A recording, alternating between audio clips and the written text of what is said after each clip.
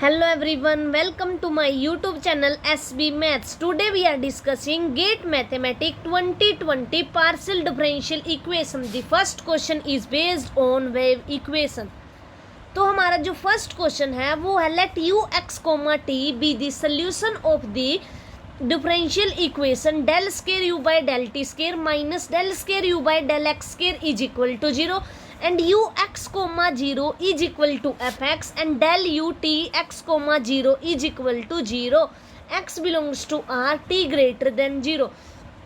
तो जो हमें ये गिवन इक्वेशन है ये हमारी होती है वेव इक्वेशन, और जब भी हम वेव इक्वेशन को सॉल्व करते हैं तो उसके लिए हम डीएलम्ब्रेंट फॉर्मूला यूज़ करते हैं। ठीक है, तो अब इस क्वेश्चन में ये देखते ही हमें दिमाग माइंड में आएगा हमारे कि हमें वेव इक्वेशन को है सोल्व करने के लिए डीएलम्ब्रेंट फॉर्मूला यूज़ करना है। Where f is twice continuously differentiable function, कि जो हमारा ये एफ गिवन है कि u x comma 0 is equal to f, ये एफ हमारा ट्वाइस कॉन्टिन्यूसली डिफरेंशिएबल फंक्शन है। If f minus 2 is equal to 4, f 0 is equal to 0 and u 2 comma 2 is equal to 8, then the value of u 1 comma 3 is equal to, हमें इसकी value find करनी है। हमें ये given है कि f minus 2 is equal to 4 होगा, F 0 is equal to 0 होगा। ठीक है, अब consider the partial differential equation, जो हमें गिवन है पार्शियल डिफरेंशियल इक्वेशन वो हमने कंसीडर की। डेल स्केयर यू बाय, अब हम जो फर्स्ट रिजल्ट है जो हमारी वेव इक्वेशन होती है वो लिखते हैं और उसकी हेल्प से हम डीएलम्ब्रेंट फॉर्मूला लिखते हैं, फिर जो हमें गिवन पार्शियल डिफरेंशियल इक्वेशन है उसके साथ कंपेयर करेंगे। ठीक है, तो हमारे पास है del square u by del t square is equal to c square del square u by del x square c greater than 0, such that कि अगर हमारे पास इस टाइप की कोई इक्वेशन होती है del square u by del t square is equal to c square del square u by del x square c greater than 0, such that u x comma 0 is equal to f x and del u by del tx comma 0 is equal to gx, x belongs to r t greater than 0। तो ये होती है हमारे पास initial conditions. This is known as Cauchy integral value problem for wave equation. ठीक है, तो अब वेव इक्वेशन का सोल्यूशन होता है वो होता है this is known as wave equation. तो the solution of the above problem is given by u x comma t is equal to 1/2 into f x plus c t plus f x minus c t plus 1/2 integration x minus c t से x plus c t g s d s.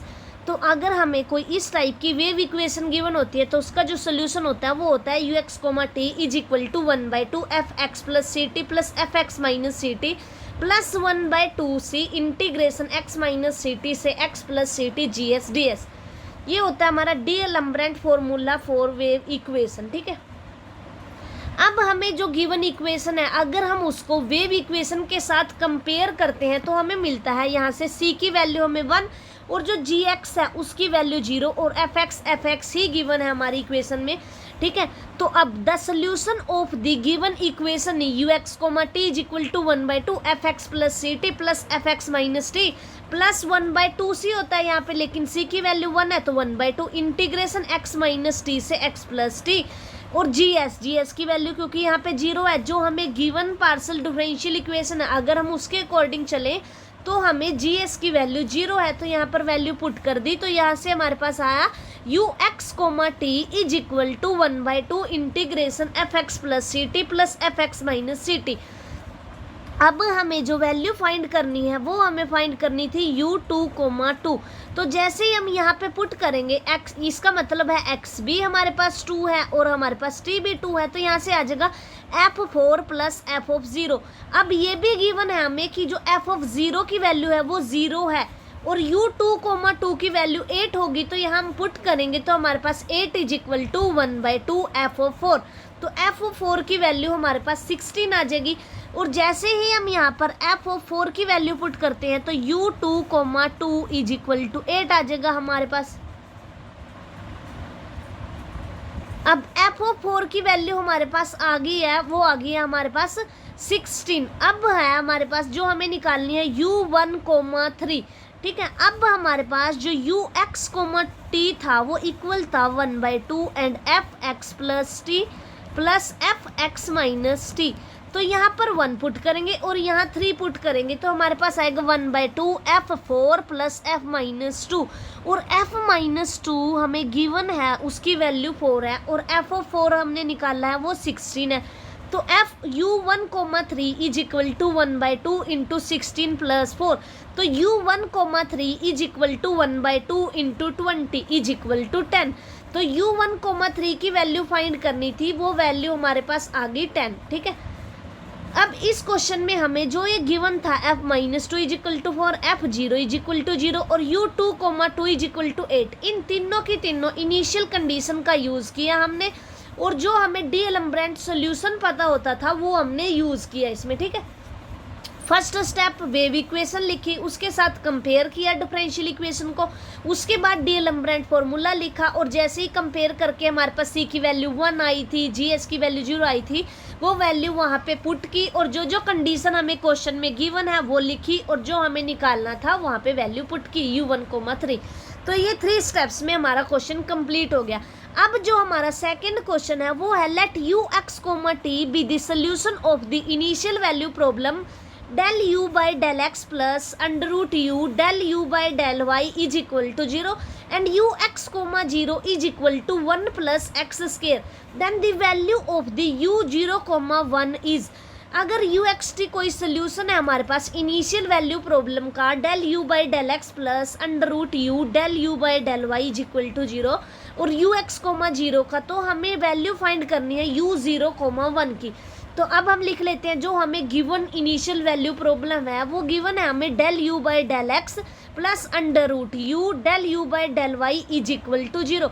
तो अगर हम इसको journal जो हमारे पास equation होती है p q is equal to r, तो उसके साथ कंपेयर करें तो हमारे पास जो p की वैल्यू है वो यहाँ से हमारे पास आ जाएगी 1 और जो क्याऊ होता है उसकी वैल्यू आ जाएगी हमारे पास अंडर रूट u और जो r होता है उसकी वैल्यू आ जाएगी 0। उसके बाद हम लैग्रेंज एक्सिलरी इक्वेशन लिखते हैं। तो लैग्रेंज एक्सिलरी इक्वेशन होती है हमारे पास dx by p dy by q and dz by r।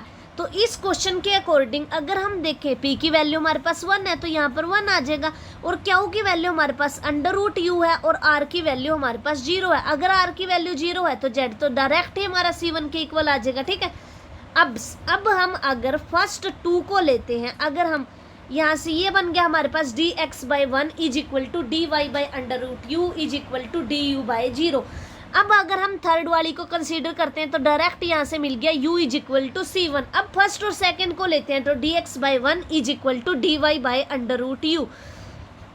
अब u की वैल्यू हमारे पास c1 है तो अंडर रूट u की वैल्यू हमारे पास अंडर रूट c1 हो जाएगी। तो यहाँ से वैल्यू पुट की dx by 1 is equal to dy by under root c1। तो इसको इधर ले आए लेफ्ट साइड में, तो under root c1 dx minus dy is equal to 0। तो under root c1 x minus y is equal to c2। तो under root, अब इस c1 की वैल्यू पुट कर देंगे तो under root u x minus y is equal to c2। तो जब भी हमारे पास इस टाइप की कोई भी इक्वेशन आ जाती है कि u x y z is equal to c1 और v x y z is equal to c, तो जो हम सोल्यूशन लिखते हैं वो होता है u is equal to phi of v और या फिर लिखते हैं v is equal to phi of u। और एक और तरीका होता है, हम 3 टाइप से सोल्यूशंस को लिख सकते हैं। एक तरीका होता है phi of u, v is equal to 0। ठीक है, तो अब क्वेश्चन के अकॉर्डिंग जैसे हमें c1 is equal to phi of c2, तो यहाँ पर वैल्यू आ जाएगी u is equal to phi of under root u x minus y।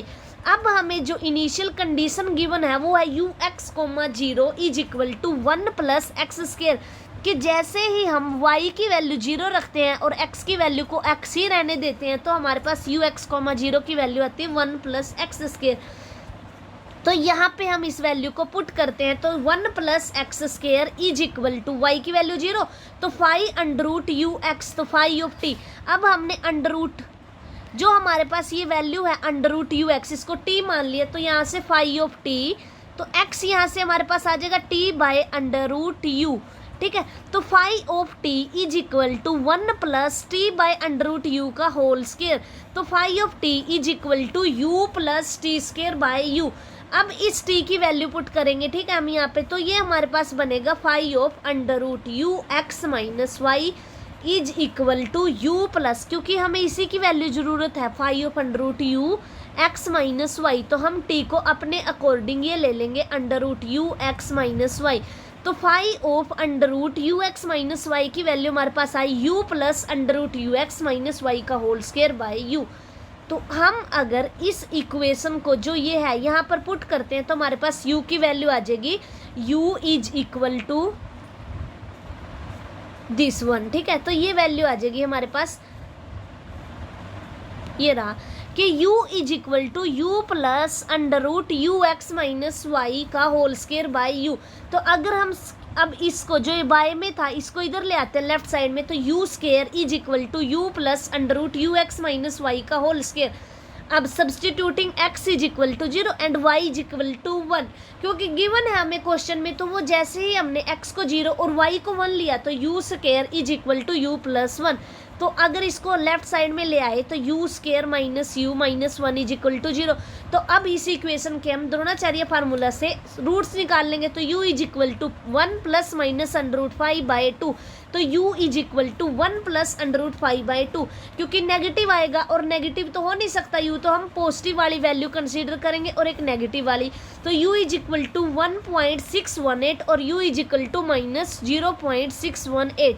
Neglecting the negative value, तो हम नेगेटिव जो हमारा सोल्यूशन है उसको, जो उसकी नेगेटिव वैल्यू आई है उसको नेग्लेक्ट कर देंगे, और जो हमारा पॉजिटिव आंसर आया u0,1 इज इक्वल टू 1.618 वो हमारा इस क्वेश्चन में आंसर होगा। अगर क्वेश्चन में देखते हैं हमारे पास u1,0 is equal to 1 plus x square given है, तो x की अगर हम मिनिमम वैल्यू भी लेते हैं, चाहे नेगेटिव लें चाहे पॉजिटिव लें, ठीक है, तो हमें जो वैल्यू है ux की वो 1 मिलने वाली है। तो हम नेगेटिव वाली वैल्यू को कैसे कंसीडर कर सकते हैं, इसलिए हमने नेगेटिव वैल्यू को हटा दिया और पॉजिटिव वैल्यू कंसीडर कर ली। तो ये हमारे दो क्वेश्चन थे जो कि हमारे गेट 2020 में पूछे गए थे। एक हमारा 2 मार्क्स में पूछा गया था और एक हमारा 1 मार्क्स में पूछा गया था।